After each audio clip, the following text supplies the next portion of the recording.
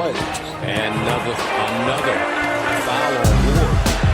His third for setting a screen. Because of physical play, although Jordan Taylor just got caught with a moving screen. Pick and roll. And a foul. Offensive foul coming up. Ken Valentine standing right there. Izzo dying for a moving screen.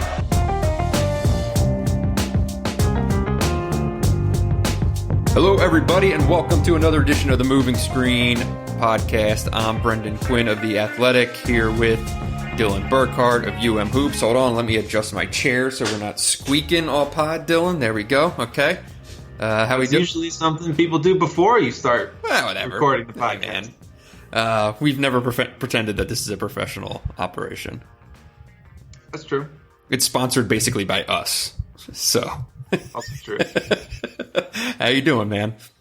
I'm good. It's been holding a minute up here. It a couple is weeks since we've done a podcast, and college basketball world kind of continues to turn at some varying speed. Today's Thursday, May 14th. We're talking mid-morning. So we have a couple things to discuss. We figured we could scrabble one of these things together. But before we get into some talking points, we're going to go over Michigan and some transfer chatter, both coming and going. We're going to talk the draft date being moved and what it means for all of significant parties involved, and then some Big Ten talk, get into Matt Painter's comments on Dan Dokich's radio show, which are basically the only thing really worth talking about. But but before we get into all that, Dylan, you're breaking down possibilities of transfers. We got some new shot charts on UM Hoops. Why should people hop on and subscribe today? So it's all about recruiting right now. We set up our 2020 recruiting board, 2022, and we launched that this week. It seems like every couple of days, Michigan's offering some new prospects in that class. So we have video and all sorts of different things for every prospect on the board. We have been breaking down new transfer targets, got some good video of them, some scouting thoughts on both how they could fit at Michigan, what they've done at their previous spots. And that's the bulk of what we've got. What do you have over at The Athletic? Well, today we have a story up on the PGA Tour going back into action, which is my side job on college basketball. But we spoke with Cassius Winston earlier this week and have a story on that. And I talked to a number of NBA types, from scouts to an assistant GM to a director of scouting, and just try to paint a picture of what Cassius's draft position looks like. We're going to talk about that a little bit later on. But yeah, all kinds of stuff. My man Nick with a big story on Brady Hoke, who he had a long conversation with. And so Michigan fans would certainly be interested, I think, in checking that out. And all the other good stuff. Make sure you hop on The Athletic, either grab a free trial or subscribe, and do the same with UM Hoops, and subscribe to this podcast and leave us a review if you'd be so willing. At this time, we all got free time, so maybe type up a little review, say hello. All right, Dylan, let's get into it. I think the most pressing thing here is to kind of talk about, in terms of rosters, transfers. I don't think anything's happening on draft decisions anytime soon, but there could be transfer news any minute, as we learned last week when Cole Bajema parted ways with the program. I think we were both a little surprised by the reaction to the news, that there seemed to be a sense of surprise. All loyal Moving Screen podcast listeners heard us talking about the possibility of Bajema transferring before anyone else transferred. Thought that was a name that could be gone. So maybe it's the timing that caught people off guard, or maybe they just thought that things were set after the Julius and Castleton moved on. But I don't know. Kind of big picture, what were your thoughts on all that? Yeah, I definitely think the timing plays into some of that reaction. Just seems like maybe the roster's starting to be set, you're reaching a point, and then back in the mixer, so to speak, with, I guess it's it's not really that late. Like, it's not unheard of for someone to transfer in May, but I think we talked about before, everything seems more drawn out and to take longer because we basically started this when the NCAA tournament was supposed to be going on, as far as all the roster movement and everything else. I also think on its face, the one player who didn't really play all season transferring shouldn't be a huge surprise, just logically. But I do think there's a lot to say about, I do think Cole Bajema has a lot of potential, right? Like, despite him not playing this year, and I don't think that it was some grave mistake that he didn't play, right? There's obviously reasons a kid doesn't play, and some of them could be physical, anything else, but he has a lot of potential. I love his potential since he was in high school, and when he kind of just popped up on the radar out of nowhere that summer, and you're like, who's this 6'7" kid who can dribble, pass, do all these different things? At the same time, I do think there's still a ways left to go in his development to reach that potential at the level he wants to. In a lot of ways, he's a perfect situation for a sit-out transfer, right? If he takes a redshirt year, continues to get stronger, all of a sudden he's going to be a guy everyone forgets about and then comes back and really makes some kind of mark, I assume, somewhere on the West Coast. So I think it's disappointing from the sense that he still had a lot of potential to be a great player. I'm not going to sit here and tell you that he's destined to be an elite shooter because he made 4 of 7 3-pointers in garbage time. Right. I think people who are trying to draw conclusions from that should think about that 1 or 2 missed shots would have changed that percentage you see completely, and it's not really anything notable. But I think it's the potential that led to some of the reaction, and then just the sheer numbers and the roster breakdown. And there's not a lot of options. There's a lot of unproven players, and I think volume, while it doesn't necessarily, like, volume of depth doesn't help you win, but it gives you more chances that one guy can really take that leap and provide that quality depth. Right. And, there's always things that go into timing that probably rarely come to light, if ever. There are factors in how these things work out, whether it's conversations that need to be had or, a kid wanting to finish a class or something with academics, or it could just be any number of things. So I agree with you. I think it's the fact that it was the third guy was just left people feeling with like, well, okay, how many guys are even on the roster at this point? And at the end of the day, I mean, they still have 11 scholarships filled. They'll probably fill at least one more, and could even get an upgrade, frankly, if one of the guys that we're going to talk about coming up here lands. So I'll be curious to see where his career goes. I always thought that, like, physically, he was a ways away from being able to be a consistent rotation piece. Skill-wise, sure. But, what was the physical development going to look like? What was that timetable? I agree. He's a perfect guy to go spend a year in the weight room and go try to figure things out from here. It's also really hard to know. Like, we saw Juwan Howard give basically everyone a chance to play. Austin Davis wasn't in the rotation, played his way into the rotation. Adrian Nunez got a lot of chances to play. So I don't think there's any way to say that he wouldn't have given Cole Bajema a chance to play if he thought he was good enough, right? So there was something that was blocking him from playing, and without ever seeing practice, we can't say if that's physical, if that's mental, as far as like defensive reps or something like that. You just don't know. You also can say that over his development, there's a chance that he figures that out, the light clicks. But you guys remember, he didn't play in a major shoe circuit in the summer. He played on very small high school basketball in Washington. So he has not played really at the level that a lot of other freshmen who do play. It's not an automatic that if you play in the EYBL, you're going to be more ready to play. But you've just been a lot more tested, right? If you're in a great high school program or a great grassroots program. And think about how long it took DJ Wilson to come around. And he came up in kind of a very similar path. And what the hell was I about to say? Damn it. It was brilliant. So brilliant, you forgot it. Yeah. Oh, well. It's gone. All right. Maybe I'll remember it. Let's get into these transfers, though. Or do you have anything else you want to touch on that? Oh, I remember.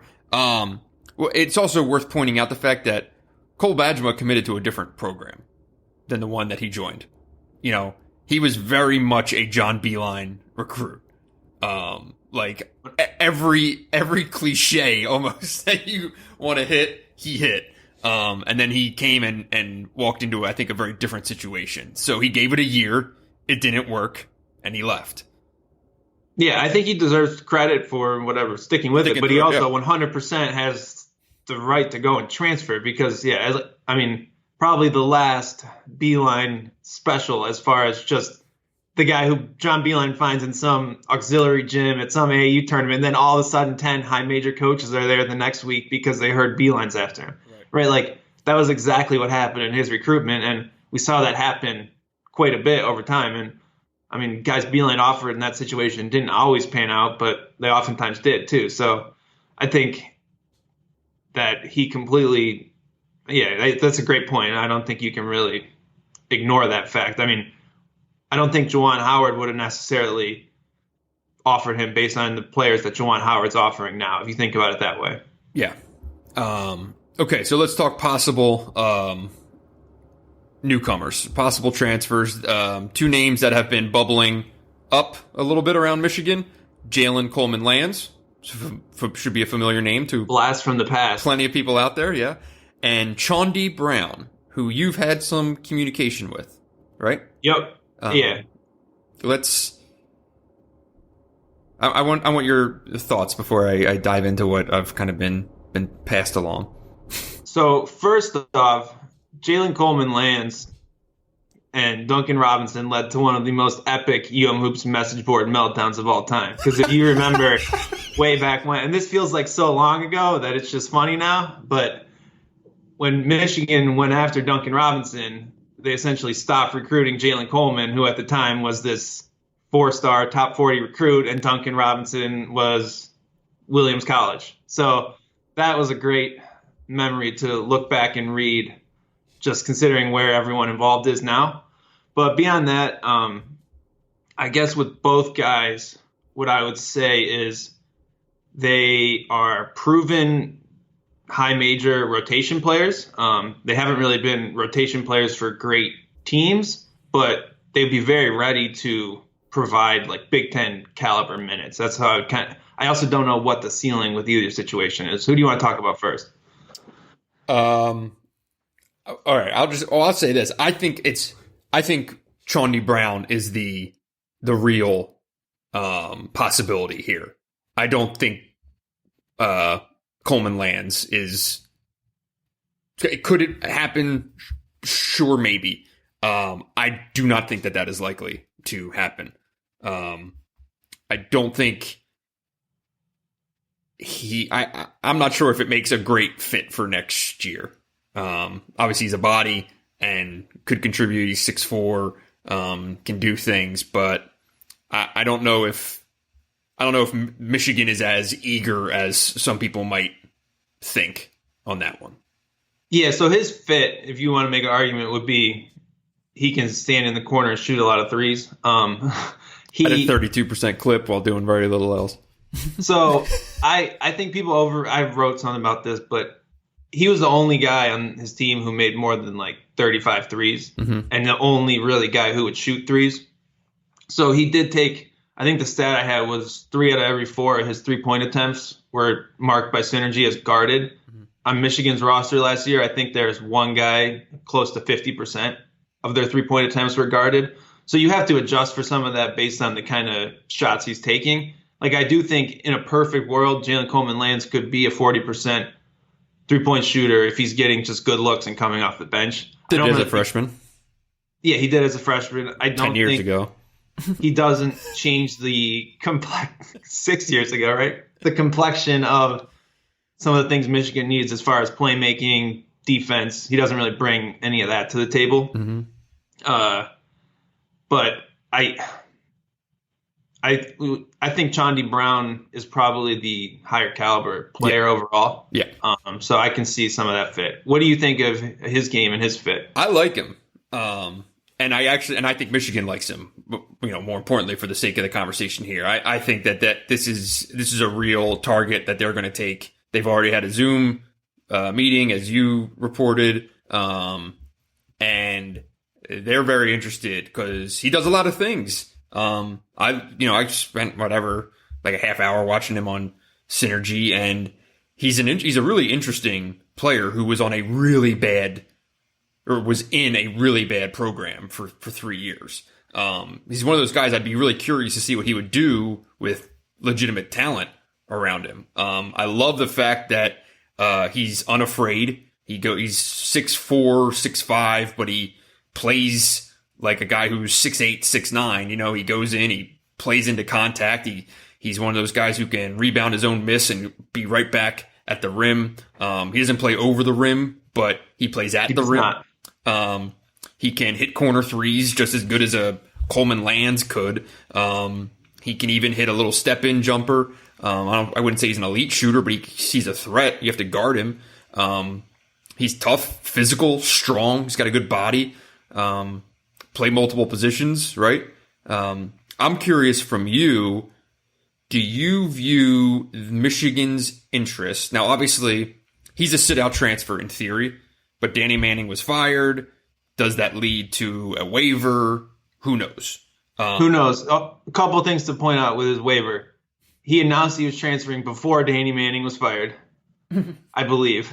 So a little bit and from what I've understood from people talking about Olivier Sarr, who's leaving Wake to go to Kentucky, the NCAA hasn't really given out waivers consistently for coaches being fired. At least that's what my Twitter feed would lead me to believe. Every single college basketball writer in the country all tweeted at the same time. Recruiting writers tweeting out. Yes, I agree. So which means word for it. Which you know what that means is he's going to get a waiver. No, that means one person sent one text to 15 people and they all tweeted it at the same time. Yes. I don't know this, but so he said, so Chandi Brown had a virtual visit with Michigan. He said it went really well. There's also, and he had a top 4 and added Michigan into his list, which is pretty notable just considering where he is in the process. I know he has some connections to Illinois with Trent Frazier. But the other thing to consider is if he didn't get a waiver, I don't know how keen he'd be to even sitting out. Like Olivier Sarr is talking about just going to play pro if he has to sit out. And you wonder, like when you're this far along in your career, it's not always the best situation to sit one, play one. So you think he's better off as a immediate fit for Michigan's roster next year? Well, sure. But my point is to Michigan, you're good either way, right? That's true. Like I would take him next year. I would more than take him the year after that, especially because look, if you don't have Isaiah Livers back this year, you could really use him this year. You know for a fact you won't have him the year after that. And if he is a sit-out guy, that's a team that's going to need experience desperately. And if you can get a 23-year-old sit-out transfer who's played 3 years of starting ACC basketball in 2021, 22, yeah, that's ideal. But even next year's roster, I like his fit, but my question to you is, let's say Livers is back, okay? Obviously, you have Franz, you have Livers, you have Johns. Your biggest need is at the 2. He's not a traditional shooting guard. I would call him a 4-3 combo. I would say 2-3-4 with 2 being a question mark. Reverse sort. Yeah. 4-3-2. Right. Yeah, he's an undersized kind of biggish slashing wing. Right? Yes, so he's a power guard.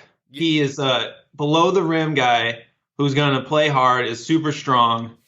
He's not really a ball. He doesn't create with the ball in his hands, right? He's not a handler. He plays off the ball, finish a lot of cuts. He'll catch and shoot. He'll catch and take one dribble and pull up in the mid-range. Like, those are his sweet spots of his game. In a lot of ways, when I look at him for next year's roster for Michigan, he looks more like Isaiah Livers' insurance than replacing maybe or adding depth in the backcourt. Yes. he could play. He's not anywhere close to the same caliber shooter as Isaiah Livers, but he could give you minutes in that spot. So what you were asking is, where does he fit with Franz Wagner and Isaiah Livers on the team? I mean, I think you could play those guys together. It's clunky. I mean, Juwan Howard clearly has a type, and it's like 6'6", 230-pound players, because it's basically all Michigan recruits at this point. So he likes his combo forwards. Yeah. He'd give you rebounding. He'd be a tough Big Ten ready player. I don't know what his ceiling is really in that situation, or I still think you're looking at who's going to create offense. And I guess the longer it goes, it's just Mike Smith. Sure. Do your communication with him, if he's a guy who doesn't get a waiver, do you have any sense of? I don't have any sense on that. It's just something to at least consider. I mean, and there's also always the option. I think a couple kids who are leaving Wake announced they're going back, which might be because they were convinced they're not going to get a waiver. And I know Sarr's decision came down to Wake or Kentucky, basically. So I don't know. It seems like there's some posturing going on from the Wake Forest side of things that no one's getting a waiver, I'd have to imagine, right? Like that whole thing with Sarr seems like, let's just hypothesize a bit there. But so I don't know. He's an interesting fit. And if you look at him as a sit out, well, you need rotation ready guys, especially the following season, right? Yes. I mean, you don't even know who's on the team at that point. So that makes a ton of sense from Michigan's point of view also. Yeah. And I like the fact that Gonzaga is interested in him, and that's usually a good sign.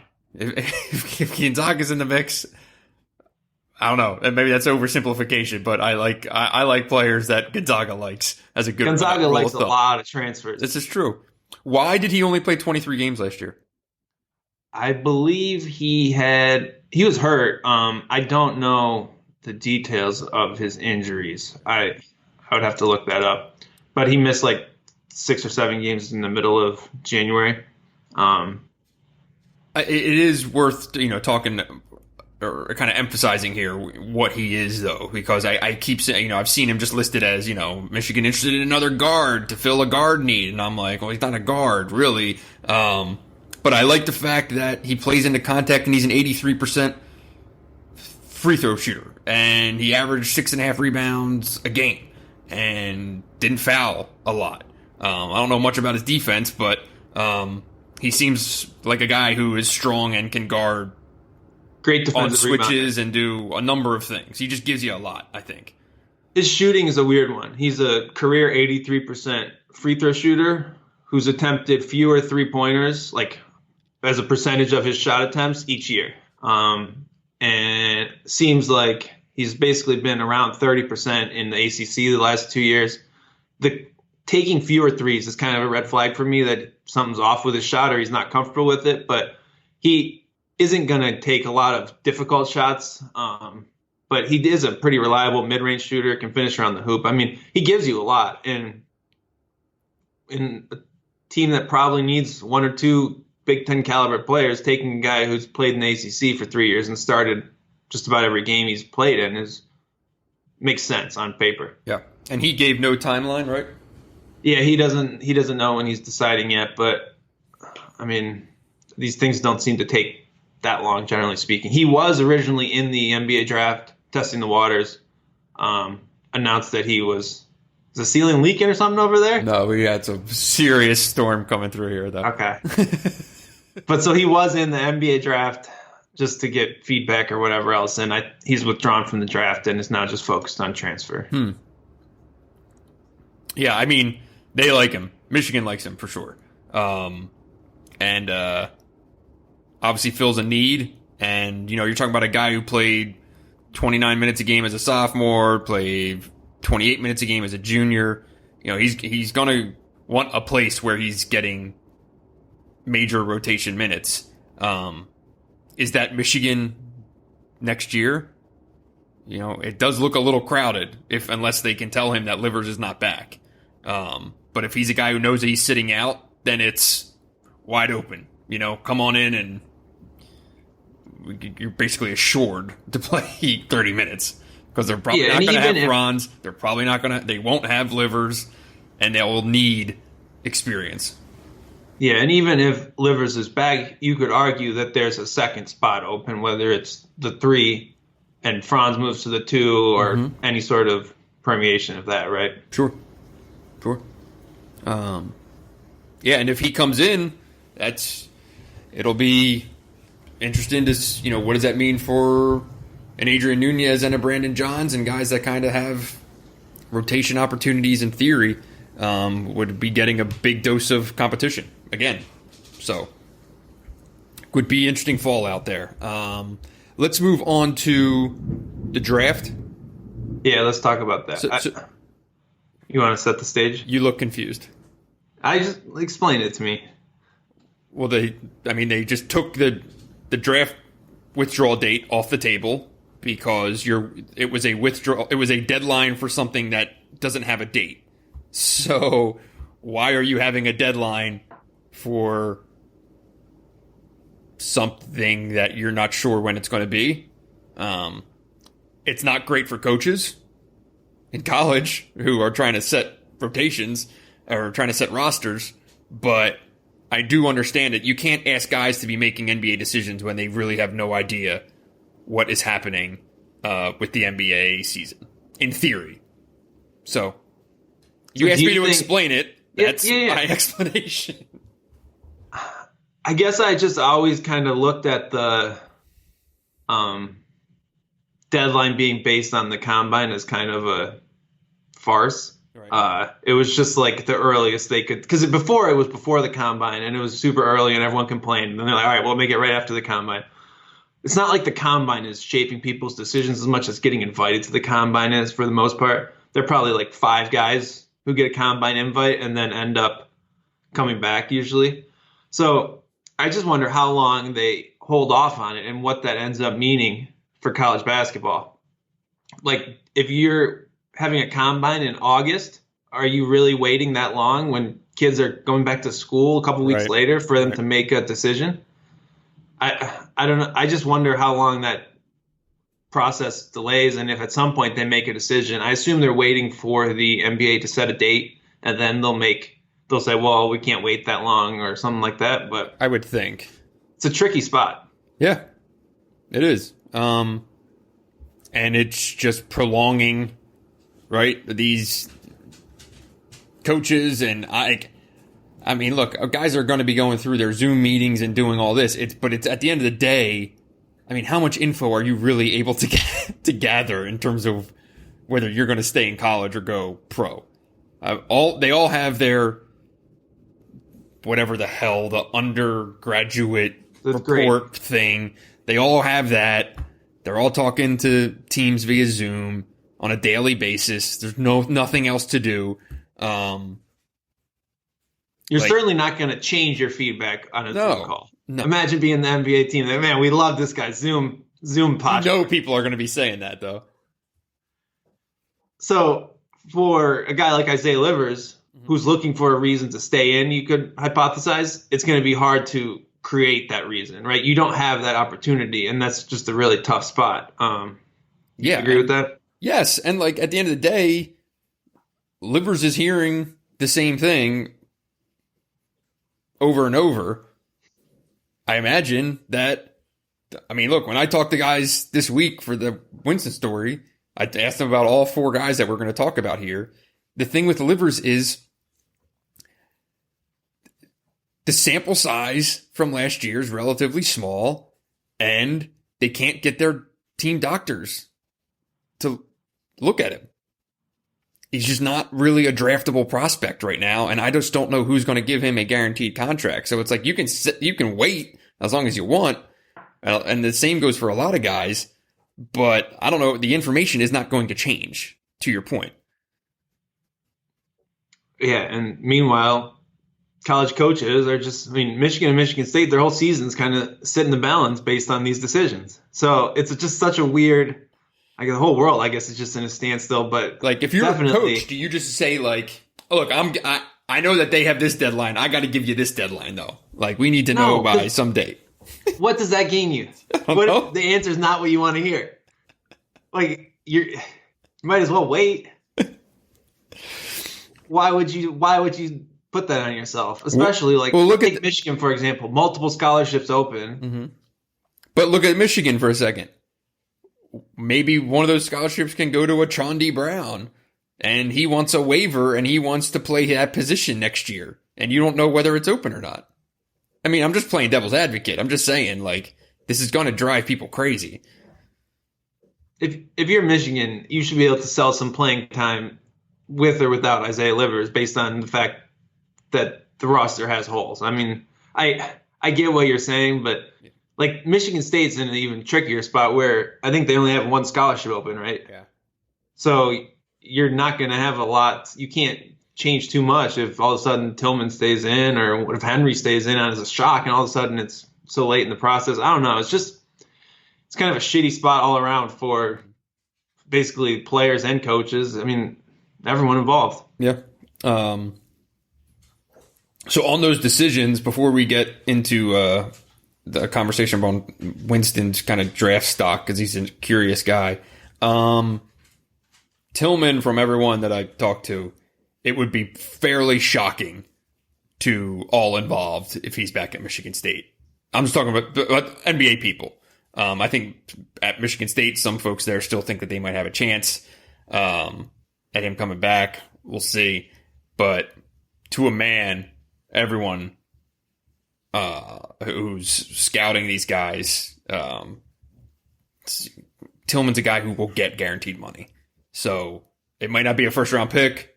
Maybe he slips into the second round, but at the end of the day, he's going to get a 2 or 3 year deal worth $4 million guaranteed. So he is a draftable prospect. He is a guy. There's some guys brought up interesting questions, but at the end of the day, I'd still be really shocked if he's back. Where would you set say he's in the draft? Where would you set his over under for pick? 26 would be my over under. Yeah, I mean, I think if that's your over under, you got to go ahead and take it. Yeah. I think he should be a first round pick. I mean, Moving Screen has been hyping Xavier Tillman for months now. That's interesting. He's just such a safe. I think you have such a high floor with what he can give you. I guess the worry is probably I don't know that the ceiling is quite as high as you'd like for a proverbial first round pick, but I think he'll be an NBA player, and you're not guaranteed to get an NBA player in a late first round pick, right? So that's interesting as far as his feedback goes. Yeah, and I'm going to write a piece on him shortly here on kind of what a lot of the feedback was. But, one guy, because I know that I'm inclined to be I believe in Xavier Tillman. I love the way he plays. And I can rattle off all these reasons. When I was talking to these guys, I'm like, what don't you like? Right? Tell me what I don't see. And, an interesting point that was brought up is, at the end of the day, a lot of teams are going to be stuck with the question of, okay, yes, he's a great defensive player, but can he guard a NBA center? If you put, Joel Embiid turns his back to Xavier Tillman, he can go right over the top of him, right? His length is not that impressive. He's only 6'8". He's not a guy who has a lot of quick leaping ability. He's not getting up off the floor like that. There are guys who can physically go over him, right? Yeah, but this is where some of this stuff is so ass backwards, because there's going to be so many guys that scouts are going to say have all the defensive potential because they're taller, more athletic. I'm going to tell you something. Xavier Tillman guarded better centers more effectively than all those guys did, right? So where do you land on that? And some of those guys with the better measurables, they have a way better chance to be maybe the best defender in the NBA. Yeah. But they might also just never figure it out. And we've seen Tillman guard how many great bigs, right? It's not like he's been hiding in some mid-major league. Yep. He shut down Luka Garza, who no one else did. He does all these things. Like on the film, you see it, even though he's going against bigger players and whatever else. So people will make that mistake, but I still think it's a mistake. I agree. And yeah, like I'm just saying the things that could get him from a guy who probably should be at like 22, that if you see him fall to 32, it's probably going to be because the conversation is coming up of, can he guard a center? And he can't shoot from the outside consistently. It's not there yet. But at the end of the day, he's a guy who I think we both think is a 8 to 10 to 12 year NBA guy. And in those 8 to 10 to 12 years, I pretty much guarantee you his shooting percentage is going to improve every year. He's going to be one of those guys, I think, that little by little becomes a fairly decent jump shooter in his NBA career. Yeah. You know what I mean? Like those that's guys. Where I'm less confident. And that's where I would say his only real knock is for what the NBA is. Like, I think he'll be a good defensive player because I've just seen him defend so many players. He's not an elite free throw shooter. He's not terrible, but I don't know that it's a lock that he becomes a 30+% 3-point shooter in the NBA, which to be an undersized big, I think you kind of need. So I think that's a more legitimate concern about his potential than his actual being able to play defense, the thing he's best at doing on the basketball court. I don't know, just because he's going against bigger dudes, I don't know. But if he's not a shooter, then yeah, I think his ceiling's a little limited, right? It's fair. And with Aaron Henry, at this point, it seems like guys are pretty befuddled by the fact that he's entered the draft, let alone, or that he's still in the draft, let alone having entered it in the first place. The sample size and is hired an agent, super small. Yeah. I mean, the agent thing, I really think that that's just who gets talked into what at the end of the day. I agree with that. And it doesn't mean everything, but it does mean that there's someone kind of advising your process who benefits from you becoming a pro more than going back to college. For sure. But even the guys who don't have agents, they have agents. So correct. All right, let's not act like that's not a thing. Yeah, I mean, the sample size is really small. The question is overall offensive game. For all the things that we sit here and attribute that we like about Aaron Henry, it's pretty easy to pick apart. You talk about how good of a defensive player he is, but at the same time, guys who've watched film say, he wasn't some absolute lockdown, put him on someone and it is over for that guy, right? So he's just killing Big East or Big Ten guys on a daily basis. Like, he wasn't that type of defender. And no, he wasn't even like a Matt McQuaid type of defender. Like, he's a good... Yeah. He has a lot of upside, but we haven't seen it yet. And that's pretty much the consensus in the NBA, too. What's the one thing Aaron Henry's great at? Not punching Tom in the face. Was one of the more impressive things in 2 years. I kid. What does he do that's great? He's like a jack of all trades, master of none, right? He's got all, like, he could be so good. He has the potential to be great at any one thing, but I don't think his game is built around one elite talent. Mm-hmm. But I think that all the pieces are there, though, that eventually he will find a couple things that he is great at, and he will have a really well-rounded skill set at that time. But right now, and he'll be ready to go to the NBA, and then he'll be ready to get the NBA. Yeah. So everyone would be pretty surprised if he stays in, and if he does, he's going to be a guy who is going to be scratching and clawing for a year to find a place. And maybe get a 2-year. No guarantee there. It might just be straight G League. And scratching and clawing in the G League, playing against men. And that's hard. So it's either that or Michigan State. And I don't know. Family wants him to go back. I think at the end of the day, when he talks to Gary Harris will tell him to go back.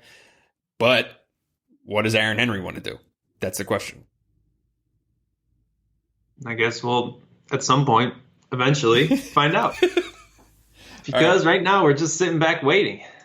You want to talk some Cassius? Sure. I really like that article because I've just been fascinated by... I find quotes from scouts illuminating because it shows more about their process than I think they mean to let on. And it kind of shows some of the flaws in the process as much as it shows like true insight about players. Do you agree with that? Yes. So what was your general takeaway? You wrote the article you talked to however many people, there were a lot of people quoted in it, but about Winston's stock. It's a lot of yeah buts is the way that I've put it to other people, where everything that you critique about him, you then offset with a shining positive. And every positive you say about him, you offset with a negative. What's really interesting that I kind of gathered in this whole thing is Winston was written off as an NBA guy by a lot of people really early.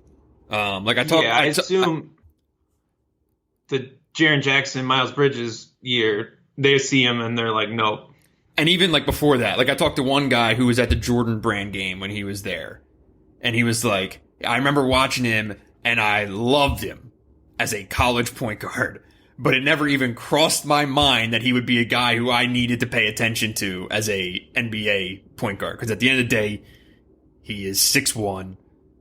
He has rather limited athleticism. Doesn't really run and jump. And he just doesn't look like an NBA point guard in a lot of ways. That's just the fact of the matter. In 2020, at least. But, little by little, he's kind of forced his name into that, and it's just a product. It's just a byproduct of success. So I talked to plenty of people who think that he is a first round pick, and I talked to people who think he's a second round pick, early second round, 30 to 45 range. And what was really interesting about that, and I'll be curious for your thoughts on this, was the guy who people basically talking about a cognitive. What was the word? It was cognitive bias of taking a guy like Cassius as a first round pick. Ludicrous. I agree. Even though there's no difference. There's no difference in being the 28th pick and being the 32nd pick. The days of the guaranteed only contract for first round picks are gone. That's not a thing anymore. But it's just the appeal of using a first round pick on. I don't get that at all. But this is the way people think and talk. So, at the end of the day, he's going to be drafted. I think he gets drafted between 23 and 34. Okay. And we'll be a millionaire. So, pretty good. So, one of the things that jumped out when I was reading your story was the quote about the idea that 6'1" backup point guards are basically a dime a dozen. So that's true, in theory, right? There are lots of 6'1" point guards. But why do none of them shoot 43% from three for 4 years? Well, Cassius Winston was the best point guard in the country for the last, 2.5 years? Yeah.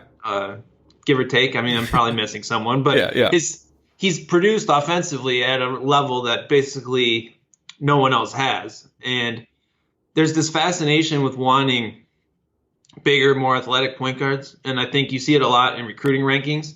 And you see all these guys who are 6'5", deem themselves a point guard, but really have no feel for the game and end up as McDonald's All-Americans. And then you're like, well, why the hell was that guy so good when he actually never really figured out how to play basketball? And of all the positions on the court, point guard is really the spot where you need to know how to play basketball better than anyone else. So I come back to that. You look at, everyone talks about his defense. You're not putting a backup point guard in the game to change your defense, right? I mean, he's playing a role at that level. He's going to be, all right, he's going to run the second unit. He's going to score a lot of points. He's going to make our second unit click, right? I don't know. Some of the logic in there was just kind of crazy. I thought Monte Morris was a good comparison example. I feel like Monte was always a little bigger or more wiry than Cassius, but Probably either way, stronger. yeah. I don't know. The hoops that people jump through to explain why they wouldn't want to jump Cassius are just so great compared to like they find some guy they've never heard of and you don't look nearly that hard, right? You're like, well, this guy, look, he's got a 6'8" wingspan and he's only 6'1". He's going to be great. Right. Sometimes maybe, but it's just one of those things where the more people know about you, the more they want to poke holes at everything and try to figure out why you're not the obvious draft prospect when in reality maybe you should be. Right. It's funny you bring up the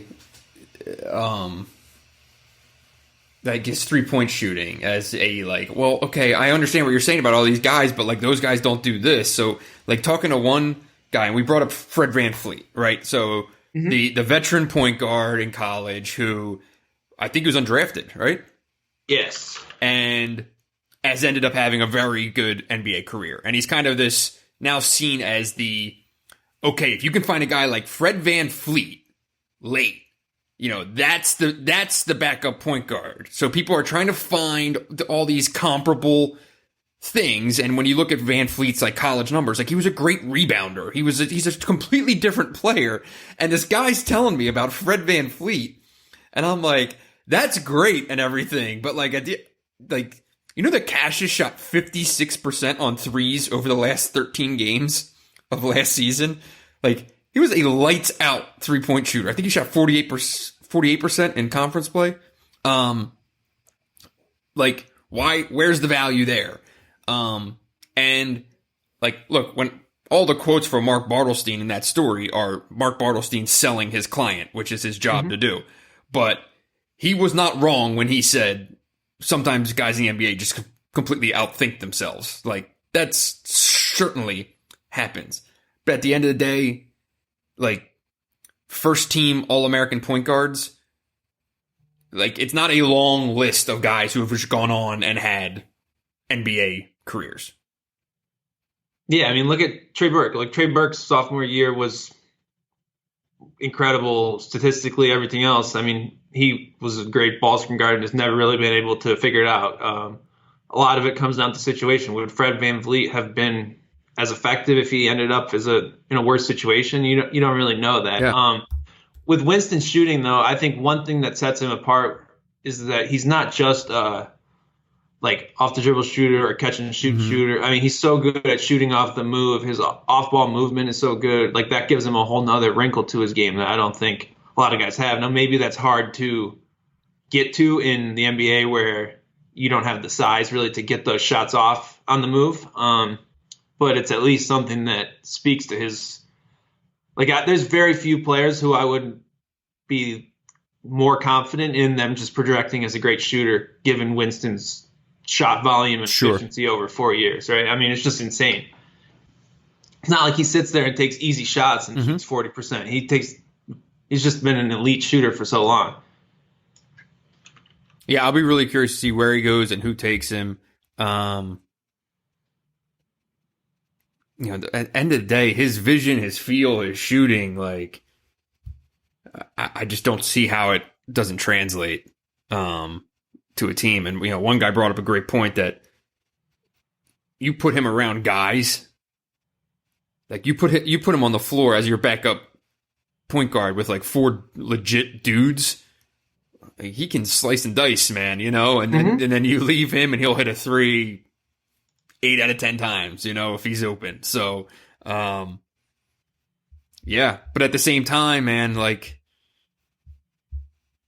now I'm not saying that these are similar players in terms of like their skills, but like Frank Mason basically played out of the league 3 years after being a first team All-American. I think he was on a 2-way last year and kind of just fell off. I just talked to Scotty Reynolds, you know, a couple weeks back. The guy never played a minute in the NBA. It's really hard to figure out who hits and who doesn't in terms of that guy, the 6-foot point guard. Jalen Brunson's been solid in the league. Solid. Solid. Yeah. Like he's a rotation player, right? Yeah, certainly a good, and whoever took him 33rd in the draft, right? It's a good pick. Yeah, I think Cassius Winston's NBA career will depend on who picks him more than where he's picked. And where he's picked is not only on him at this point, because there's kind of two things I think that are going to play a part in his where he actually lands in the draft. Okay, one is obviously, so everyone's just studying film, right? Mm-hmm. And so I brought this up to someone and said, it's got to be advantageous for Winston if people are just watching a shit ton of film. And the more you watch Cassius, you're going to see stuff that you're going to like, right? And the counterpoint was, yes, that's true. That scouting departments and all these guys are watching more film than ever before. But at the end of the day, other guys, they've already seen Cassius' film. Well, I mean, scouting departments, these assistant GMs and stuff like that. All these guys are watching more film than ever at this time of year in terms of the draftable prospects, right? But at the same time, the guys who actually make the picks are not, right? You're the head coaches and the GMs are not sitting there now watching hours of Cassius Winston film. And at the end of the day, the GM who will have the report to read is still going to look up and see a 6-foot slow point guard who can't jump. So in terms of the guys who actually make the decisions, where do they value what Cassius Winston is? That's a question. And the other thing is there's a lot of point guards in this draft. It is seen as not a great draft in terms of overall talent. It's seen as a good draft, though, for point guards because there is a lot of them. And there's a variety of them. He's not the only veteran guy. Okay, do we or don't we? Or is this guy the safe pick? Because Peyton Pritchard is right there. Malachi Flynn is right there, right? Guys who have won a shit ton of games, scored a shit ton of points, been All-American conversation point guards. He's not the only one. Shit, Trey Jones was a 2-year player in college basketball. Nico Mannion. Yeah. There's guys in that late first round who are going to Kira Lewis a lot, who are going to grade out higher on the potential scale potentially than Winston. But I would certainly take Winston over Pritchard or Trey Jones or Malachi Flynn. I don't see that. You can make a case with Pritchard, but I don't know, man. I can see getting tied up with like a younger point guard. Like there are younger point guards who are going to be in that late first round area, but man, there's just so much track record. Like if you're going to take a 22-year-old point guard, I think you have to take Winston over Pritchard. That's just me, though. Sure. At the same time, but you just casually said I would just take five names. I would take Cassius over Trey Jones. Our NBA teams. Trey Jones is 6'3". He was the ACC Player of the Year. He was all defensive team in the conference. He looks like an NBA guard more than Cassius does. Cassius is probably a better overall player, maybe. I don't know. But my guess, this is a way guys slide, though, right? A good team takes Cassius Winston in the draft. Like a winning franchise. You're a little... Philadelphia 76ers. You would hope. You would hope. I don't know. It's an interesting debate. The whole idea of looks like it's just so silly. Well, no shit. But what are NBA teams basing these things off of? It's what guys look like, and it's their synergy numbers and shit like that. Yeah, well, Winston's synergy numbers will make your eyes bleed because they're pretty damn good. Pretty good. You're gonna pop right out. I don't know, man. Yeah. We'll see. We'll see eventually. Hopefully. All right. Last thing. We have to talk about Matt Painter. Matt Painter laying it down. No shits given. Speaking his mind on the Dan Dockett show. Do you have some quotes ready for anyone who's not up on what we're talking about here? I can read a couple here. Give me 1 second. Gotta get this pulled up. But so Matt Painter was on the Dan Dockett show talking about Matt Haarms and Nojel Eastern transferring. And a couple of the quotes here that I'll just read out. these guys are like, hey, I want to be a pro. I'm like, why don't we be all conference in college first? Why don't we try that out? So you'll get guys that average 4, 6, 9, or 10 points and say, Coach, I want you to develop me into a pro. Well, why don't you work like a pro? There's one. No, for the record, Nojel Eastern declared for the NBA draft twice in his career, and I believe he averaged 4 points per game last year. Claim to fame. Another one here. This one tends to be more about Matt Haarms. I try to step back and look at it from their perspective. How did you better yourself? Are you going to play against better competition in the league that you went to? No. When I look at that position, it worked for Caleb Swanigan in that position. It worked for A.J. Hammonds. It worked for Carl Landry. It worked for Juwan Johnson. Do you want me to keep going? It worked for Isaac Haas. Travion Williams is going to be a great player, and it's hard to reel off that many names in 15 years of coaching for just one position. In reality, Travion Williams beat him out. So Matt Painter did not hold back. No. And what's your reaction to those quotes? My giggles. first reaction was, hot damn, this is essentially what every coach says in conversation. And basically, name a coach, and this is what they say one-on-one when you're just bullshitting. And then you put a microphone in front of their face, and it's all placating and putting on a front and not wanting to startle the horses or trying to say things that they think recruits want to hear. Matt Painter speaks like a guy who knows that he ain't getting fired anytime soon, so who gives a shit? He's going to say exactly what he wants, the way he wants it. And Purdue recruits a very specific kind of kid, and it's not McDonald's All-Americans, and it's not stars who need coddling, and it's not one-and-done guys. It sounded to me, I thought you made a great point before we started recording. He said things that he not only wants fans to hear, but that he wants his own players to hear, and that he wants future guys that he's going to recruit to hear. And again, it's a point of advantage when you're not going anywhere and you have basically all the job security you want, because that's one of the main things that keeps coaches from actually speaking truth to what they're asked. Yeah, and it's really interesting. Matt Painter, if you go back and listen to some of his press conferences this year, he hinted at these same themes along the way about realizing how hard you have to work. And there's only so many players on your team that you can be talking about. The bottom line is Nojel Eastern and Matt Haarms were supposed to be breakout players this year who helped that team reach another level or at least stay where it was. And they both had disappointing years. I don't think you can frame it any other way than that.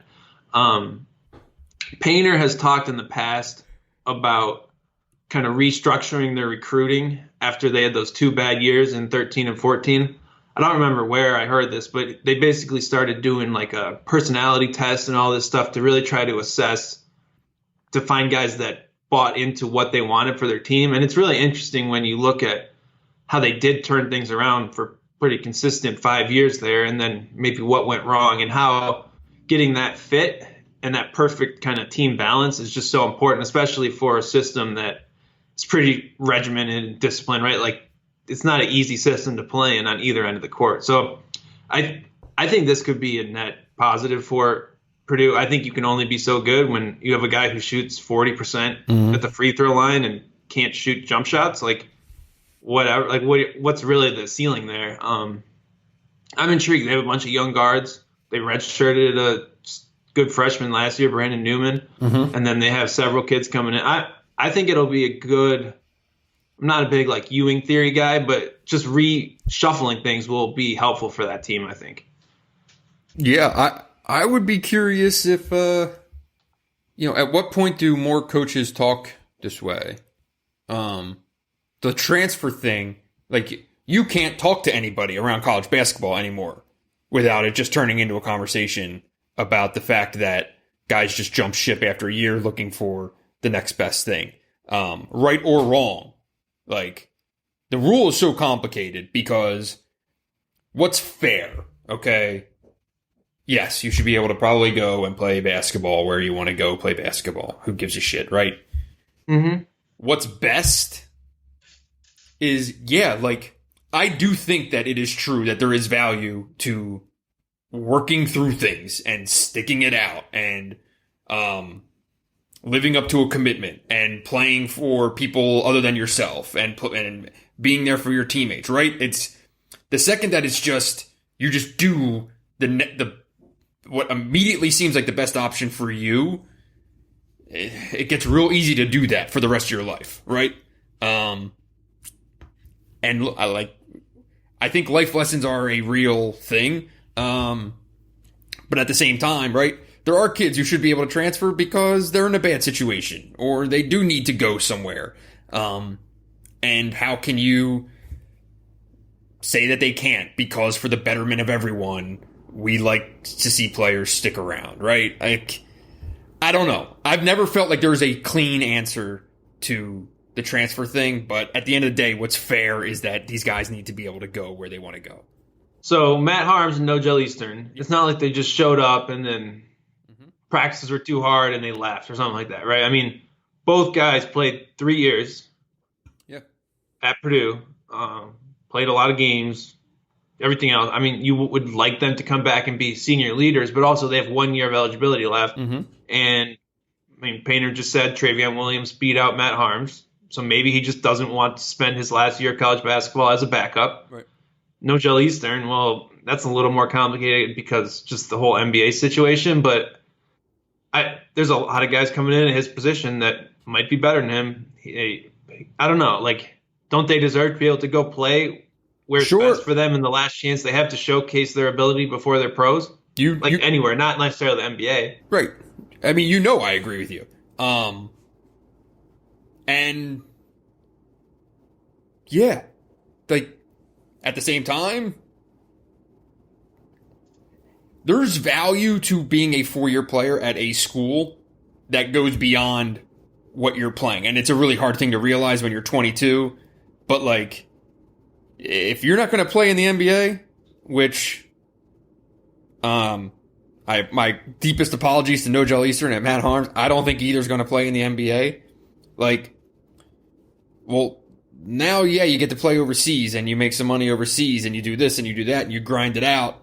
And eventually, though, you're going to need to find a job and do things. And really, being a 4-year guy who graduated from a school, it does put you into a support system and makes things available that if you just bail before your senior year, might not be there. And these are things that are impossible for kids to know. And, you hope that a parent is saying this. Are they harder for a 22-year-old to know, or the mother or father of a 22-year-old? Might be a even heat there. I agree. I think Matt Haarms is production-wise going to do at BYU probably something relatively similar to what he would have done at Purdue. And, like, at the end of the day, what's more valuable probably would have been just to graduate from Purdue and just go be a Purdue guy for the rest of your life, right? Go be a Purdue guy. Can't put a price on that. No, never. Get a nice place in West Lafayette, maybe. I don't know. It's a tricky spot. I think it's just interesting. I think just seeing how it play out at a school like, I mean, even Ohio State and Michigan, they all had a lot of transfers, but it shows how fragile the combination of getting a team that fits together is versus just like talented pieces. Like, Purdue was stuck with these 2 of their best players played the same positions, so they were just kind of always stuck in a zigzag of how to make it work. And It's pretty obvious now that Matt Haarms probably wasn't quite that happy about it during the season, and just that it's just all the things that you have to juggle to make a winning basketball team at the end of the day. Like, Purdue was a top 25 KenPom team, but they lost a bunch of close games, and that margin comes down to how the pieces all fit together quite often. Right. Yeah, I mean, Michigan will always be a great example because you had 2 guys who were behind veteran, stalwart type players who weren't, going to be surrendering minutes anytime in Teskey and Simpson. Teskey and Simpson both graduate, and the guys who were sitting behind them for 2 years leave. Like, instead of going and competing for those spots. That's what didn't make. At the end of the day, that didn't make sense to me, and that's fine. At the end of the day, though, you will never in a million years hear Juwan Howard or any of the assistants say that publicly. Yeah, Castleton is a little more complex because he kind of lost that backup spot at the end of the year. But either way, yeah, you make a point that they should. It should be a situation to transfer last summer. Yeah, and I think because there was no way you could go into this previous season thinking for either of those guys they were going to play significantly more minutes, right? I mean, maybe Castleton plays more minutes in Big Ten, but DeJulius maybe plays 5 more minutes. Who knows? But I guess you could say he was going to beat out Eli Brooks, sure. But it's not like he was going to be the starting point guard and run the team or be the starting center and just hold things down in the middle, right? You had 2 seniors who played infinitely more minutes and just were the entire structure of the team. So with the Painter thing, I was on golf duty yesterday. Did he get negative? Was there negative reaction out there of like how could this guy say this? It was I would say it was sort of a holy shit, he's actually saying this. And then, well, like the reaction from Purdue people was like, if you ever listen to Matt Painter talk, he doesn't sugarcoat shit. He's just telling you like it is. Yeah. So I don't think they certainly opened. People were like, whoa, like what the hell is going on there? But I don't think it was entirely negative either. Right. Well, and the thing is that there's no way that everything that he said yesterday he did not say to Nojel Eastern and Matt Haarms. Yeah. Probably multiple times. I'm not sure Purdue's going to land a kid from Mean Streets anytime soon, but sometimes you got to make those concessions. Because that's really like the reason that there's so much politicking and stuff, right? Is because you're trying to keep relationship with high school coaches, AAU coaches, and everyone because the players change, but the people involved in all the players, great point. That doesn't change. It's the same people who are involved in the same areas, and you have to keep those people on your good side if you want to put your hat on the table and get involved in some recruitments. Purdue, I mean, it's just such a Big Ten thing at this point to have, like, we're not going to recruit the best players. We're going to recruit our players, and we're going to make a great team, but some of the most consistent teams in the Big Ten do it that way, right? So it's just sort of one of those things. Do you think that gets exaggerated more in an era where there's open transfers? Like, are programs more sustainable or less sustainable in that sort of build structure, like a Wisconsin or a Purdue? And so much of it is going to be it's the pressures on the coach and the place that they are, the athletic director that they have, the freedom they have to lose, right? Because if you're going to bring in guys like that are going to be 2-3 year developmental pieces that you want to build relationships with so that they don't transfer and that they stick around and you want to build year over year, right? It's almost going back in time, right? This sounds like we're talking about the 90s where you get the rosters up that are 3 years out. That doesn't even exist anymore. But if you're, that mid-major guy who catches lightning in a bottle and suddenly you're the head coach at some powerhouse program, and you're like, well, I'm not going to go recruit the 300th ranked guy. I got to win. I'm going to get fired in 2 or 3 years if I don't win. If you're Tom Izzo or Matt Painter, you can take the 300th ranked guy every time. It doesn't matter. You can do whatever the hell you want, right? It's a major advantage to have of not being fired. Not being fireable, essentially. Right. It's also just, I think you have to bet on yourself. Like, the idea that I need to recruit guys who I think are talented but aren't necessarily a long-term fit because I don't want to get fired or I want to get another job is just a shitty way to go about your job. So I mean, what do you think? That's how you get fired. That is 75% of coaching, of college coaching. And it's the wrong way to go about it. I totally agree. I say the same exact thing anytime anyone gets a job and they immediately start bringing in transfers and JUCOs and all like rental rent-a-cops, basically, just bringing them in for trying to piecemeal it together in year one, where I'm like, you're allowed to lose in year one. Yeah, bring in guys. Built up capital. Right. You're not going to get fired right away. Right. Like, that's the Beeline approach, right? Turning over your roster in 2 years is how you lose in year 3, and then you get fired. Yeah, it's hard. And like, look at Michigan. It's an interesting situation as far as that kind of long-term roster planning, because you had a team. You don't usually get 2 seniors that good to build around early, but now you're at a spot where your year 3 roster is going to be almost brand new, right? So it's a tricky spot to juggle for Juwan Howard as well. And it's not really his fault in that sense. It's just the nature of what he inherited. Right. And when I don't think either of us ever thought that Julius or Castleton were going to be all league players, but I'm pretty sure senior David DeJulius and senior Colin Castleton be pretty good players. Mm-hmm. They're guys who would be able to win games in the Big Ten or help you win games in the Big Ten. And now that's gone, and they're going to be replaced by guys who, I don't know. Are they going to be replaced by true freshmen? Or are they going to be replaced by, we're talking these transfers. These are guys who are not going to be here in a year or 2.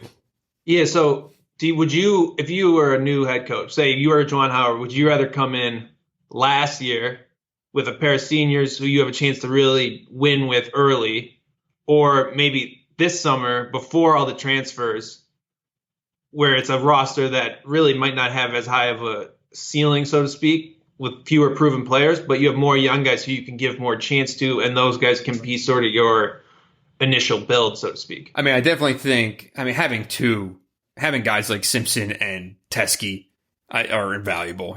I would take that option every day of the week. And it's in part because you do need guys who can teach the young guys coming in what it's like to be a 4-year basketball player, right? Everyone. Yeah, you have now, that culture bridge. Right. I want Teskey and Simpson being able to tell Joe Schmo freshmen, I sat behind Derek Walton as a freshman, and I sat behind Mo Wagner as a freshman, and no one talked to us, no one cared about us, and now, right, we're having senior day, and it's awesome. And I want guys being able to say that. Now, what if I told you the NCAA tournament your first year is canceled and you can't even do anything with it? Well, now you're like, what the hell did you sign up for here? So, win some, you lose some. Because I think I would also like to be the coach who was probably going to be fired this offseason, and instead, because everything was canceled, one more year, go try to make the tournament. Yeah, and then I go try to get transfers and win some games. Roster building in 2020. That's it. Well, good stuff, Dylan. I don't have anything else. Do you have anything else? No, I think we've gone on long enough. Terrific. A little hoops talk in mid-May. Absolutely. We appreciate everyone listening. We would ask if you enjoyed this, go leave us a review in the iTunes store. If you didn't enjoy it, I don't know why you listened for an hour and 15 minutes, but thank you. Subscribe to Hoops, subscribe to The Athletic, and maybe make tonight a local restaurant takeout night. We did pizza last night. We ordered from Knights last Friday. Takeout. Fancy. Terrific. So we encourage you all to pick a night and do that, and support your bartenders and servers.